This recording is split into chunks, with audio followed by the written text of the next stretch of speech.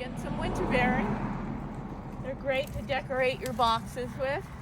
You don't want to take all of them. Sustainability, this is what the birds feed on all winter long. But they are beautiful, and if you put them in the boxes, you put them on your wreaths outside, the birds will come to the house and eat these. So the birds will come visit you in the middle of winter. So we love doing this. It's a really great way to have a natural and habitat type decorations for the holiday season. And this is the habitat for winterberry, as you can see. Marshy. You can see him right here. Right? Really beautiful. This place has a ton of them.